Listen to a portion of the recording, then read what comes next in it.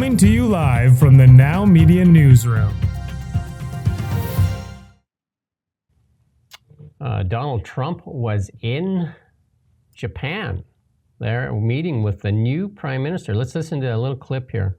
He's on the U.S. George Washington aircraft carrier. I have to say this, the first female prime minister in the history of Japan. Madam Prime Minister, please say a few words. Thank you, Mr. President, and thank you all. She's going to speak in Japanese there, so. Yeah, I watched quite a bit of that. We like a bit of Japanese, though, don't we? As we discussed the other week. I'm going to Tokyo. I don't think I'm going to get to go on the U.S. George Washington, but I watched quite a bit of the cabinet or the meeting he had there. He took a bunch of, like I said, there was a bunch of investors. Toyota committed a bunch of money. I think they around the room there. This is how Trump does deals. He's just like, we got 20 billion from this guy. What are you going to do? And then all of a sudden people are just, it's like they're almost like at an auction or something or a fundraiser, and they just start committing. They just feel obligated. There was that funny clip, wasn't there, where Mark Zuckerberg was chatting to Trump, and he didn't know he was mic'd up, and he was like, I just said like $2 trillion. I don't really. It's like they are being bid up definitely by his kind of. He's like an auctioneer, isn't he? Yeah, he's actually getting deals done. But here's the thing. Love him or hate him. When Donald Trump speaks, he speaks in clean language. Like it's what he's saying. He may exaggerate, he may tell stories, but it's common man language. Mark Carney speaks. I have no idea what he's talking about most of the time. I have no idea what he's saying. I would say Trump, just like one of his predecessors, George W. Bush, he speaks below the level of the average man. He's not even trying to reach the average level, but he does it. What's so interesting about Trump is he does it in such a kind of unique way, and what comes across, and it's so strange to say it about somebody like Trump, but what comes across is authenticity from a man that is kind of fake in so many ways, even like his orange, makeup or whatever it is. And yet he has authenticity, doesn't he? He comes across like a real person and in an authentic way. Contrast that with his recent opponent, Kamala Harris, and you could kind of see why he's popular and she's not. Well, you can also if you listen to Kamala Harris speak, you don't know what the heck she says. And for the life of me, there's only a couple times that I can remember Mark Carney saying something that was clear as mud. And one of those was, will you arrest Benjamin Netanyahu? Yes. But when asked about a pipeline, it's a 5-minute first point, second point, third point, rules-based order, like this, that, and another thing. And you're just like, I don't know. You go to sleep, I guess. Lots of vocal fry. And then Anita Anand asked what, we have what the world wants. Where do they get their talking points? Do they go in a room and just like, here's the talking points. We have what the world wants. And then she hears wind, and she adds wind to it. We have what the world wants. Wind. And the media just like, yeah, wind. Okay. Wind it is. It's bad. It's a bad time for wind as well. Anybody that is interested at all in macroeconomics and sort of world trade, they know that it's bad time for wind right now. Lots of wind bears out there. Whereas solar, as you know well, there are lots of solar bulls out there. But wind is like having a devastating time. It's such a funny thing for her to have said, really. But I suppose indicative of where we're at, really. Standards of our leaders. We had this other one, but this will probably get some people wired up too. And then I'm a big believer in this one. Elon Musk may have well saved the free world and freedom of speech when he bought X. I know a lot of people don't. That's not a very popular thought, but RFK shares this as well. And our freedom of speech here is being curtailed more and more. And I've done many interviews with John Carpay from the Justice Center of Constitutional Freedoms, talking about how the Liberals continue to try and suppress freedom of speech. But listen to what RFK has to say about Elon Musk. I sued the Biden administration, and I won that lawsuit.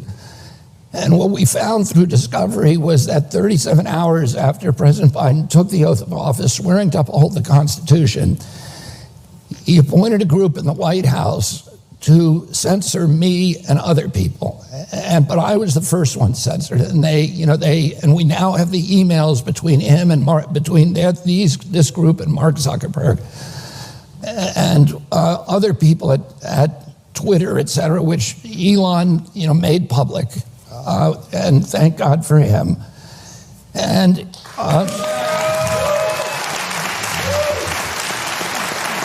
I don't think we'd have free speech in this country if it wasn't for Elon Musk, because he opened up Twitter and he allowed people to see what was actually happening. And by the way, against the advice of all of his attorneys, he turned all these documents over to a bunch of journalists and said, do what you want with them. Yeah. That's unheard of. That's good. You can go watch that full thing if you want. But Elon got himself in a lot of hot water there when he cracked open the veil there into the censorship that was happening on Facebook, the censorship that was happening on YouTube and X. And all the documents revealed all that. They were being pressured by the FBI, the CIA, all those things, and the Biden administration. And the same thing right now is happening in Canada. They continue to attack X. The Liberal government continues to attack X because it's a threat. It's a threat to their narratives. Yeah. It's hard now, isn't it? Sort of several years after the worst point, I'd say, for free speech in the Western world in recent years, which was, 2021, something like that. It's either 2020 or 2021, I would say.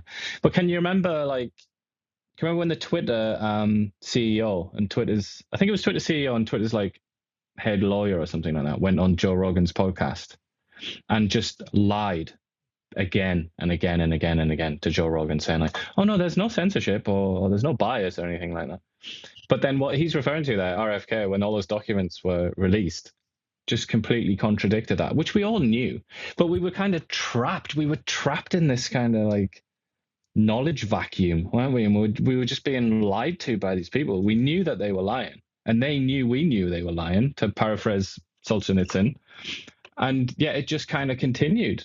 We were trapped in a vicious circle. And then, I'm inclined to agree with Robert Kennedy there. Elon blew that apart. We were going around in circles, and it was kind of getting worse and worse on internet free speech, at least. And he just blew that up and made it so it was no longer possible. And now you have Zuckerberg and people like that kind of towing the line. I'm going to share something with people that you're not going to get anywhere else. And it is a watershed moment in our history. And you're probably not going to believe it, but you will. You'll look back. Mark this date on your calendar. Look back. Morgan Stanley, Adam Jonas, who's an analyst that covers Tesla very well, he says autonomous cars are solved. That is a watershed moment. It's not happening everywhere right now, but apparently FSD 14 point whatever it is right now is they're going to pull the safety drivers out. And if this is the beginning of autonomous vehicles in the United States, it'll probably take a while for it to reach Canada. I use full self-drive. I've been using it for about a year. That's supervised, but what they're talking about in the United States is driverless cars, autonomous. And Morgan Stanley's Adam Jonas has been covering Tesla for quite a while. Tesla's up, substantially in the last few days based on this news. It is a big deal. It'll save millions of lives. It'll save millions of lives a year. Millions of lives. Should boost productivity as well by quite a bit. They'll move more traffic. You'll need less roads, all kinds of things. Tony Seba, another really smart guy out of Rethink X, says if everybody drove a Tesla, it would just that alone and ran on on autopilot, it would save over 1 million lives a year, because most traffic accidents are driver inattention, right? And safest cars in the world are Teslas. I'm a big proponent of it, but I also believe we need to drop the EV mandates. It's ridiculous. People will buy. This kind of technology is going to make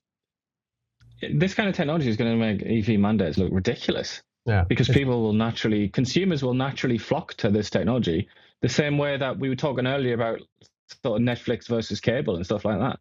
The consumer knows best, and they will switch when the time is right. And this technology, like I said, well, we've said it so many times, safety, productivity, personal freedom. You've tried it. It makes your life better and easier in so many ways. You've used my car, and most people you talk to say they don't even believe it's even happening right now. But this is a watershed moment. This is the moment in time. If this is the truth, Morgan Stanley, Adam Jonas says it's solved. And if that's the case, things are going to accelerate at an accelerating pace. And here's the sad thing about the Liberal government's stance on Elon Musk. He's the most important person on this planet right now, a consequential person, and also leading in the leading industries, and somehow we have vilified him in Canada. We should be celebrating him that he's a Canadian, that has Canadian roots. Absolutely crazy. There's just some other notes on. I got a little clip here to play of. So CNBC is what it's actually I like those guys, especially the morning show. Let's just watch them. They're talking. They're actually interacting with Optimus there, who's handing out jube beans or whatever, gummies or whatever. let's just watch this little clip here. I'm shocked he's not mobbed out here in Times Square. Hi, how are you, dude? Good to see you, man. Oh, high five, air five. Oh, good. High five. Boom, boom. I'm not allowed to touch, I'm told. But could I have some candy? Could I have candy? Please? Thank you, man. Woo! Thank you very much. By the way, these are gummies. I'm told there's no THC in them. But we are out here with Optimus, and we have the cyber cab. This is going to be like it's actually pretty cool. You guys need to see a side picture of this. Joe, you'll like it better. Andrew, from the side. Okay, they just put the windows down, I mean the doors down, but it actually looks pretty cool, and I have to give a big shout out to the wheels. Those are nice rims. And the windows are really big in front, Joe, so I guess you can't see behind you. I would love to have a mirror, but there is a giant inside screen, so maybe you could. That's good. You can go find it on X there. She gets a couple more candies from Optimus and asks some questions and that. But again, watershed moment if that's the case and autonomous driving is solved. AI is going to play such a big role. But we do have in Canada, this is the part that blows me, we have Evan Solomon, the, forced to retire, fired journalist there from CBC for being an art dealer to none other than Mark Carney. And then he ended up working for none other than, what was the name of that place where he worked? Eurasia Group. Eurasia Group. Eurasia Group, where Mark Carney's wife works. And guess who else works there? Gerald Butts. Crazy. Butsy. Somebody here mentions Total Recall, the movie, and the Johnny Cab. It's quite. What's funny about that in Total Recall is the present technology, like Tesla's technology now, is a lot better than that from that movie. And Demolition Man is another one that kind of represented it in an interesting way, I think. But I find that funny that the technologies ended up actually being better now than they anticipated it would be, kind of like long in the future. Some in the Liberal Party and the Democratic Party in the U.S. were all about bringing, opening the borders up and just letting mass migration because they said we didn't have a big enough workforce. Well, it's going to reverse that because we're going to have massive layoffs. Now what are they going to do? Because this is happening over and over again. Here's Amazon just announcing they're going to lay off another 14,000 because of AI. I think with Scotiabank laid off, and we're going to see this more and more and more now. And Amazon has already laid off 30,000. And so this is, Amazon has a huge workforce. So we're going to see this. I mean, they're notoriously ruthless though as well, aren't they, in Amazon? Yeah. The way that their work cultures, I've heard people talk about it in a very unpleasant way. I'm not surprised that they would jump. If Canada had half a brain, they would say, let's just let Danielle Smith run the show for a little bit. Just everybody else have a seat, go do something. Because Alberta seeks to use its gas reserve to become an AI superpower. This is the thing. Alberta could be the Saudi Arabia of the Western world. And it's laying out ambitions to build new pipelines running from the Pacific Coast, Ontario, and Hudson Bay. And who's in the way? Wab Canoe in Manitoba and David Eby in British Columbia. Standing in the way of prosperity. Canada's the first political dysfunction, isn't it? Another way to look at it. Canada's fourth largest oil producer. Alberta, home of the oil sands, accounts for the bulk of the country's hydrocarbon exports. Teck, one of Canada's greatest companies, which is now being bought out,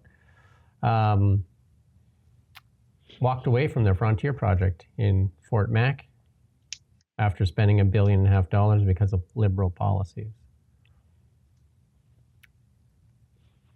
I don't know. We don't just report the news. We live here too. We're your neighbors, bringing you stories that matter to all of us. No government funding, no outside influence. Kelowna Now, local, independent. News you can trust.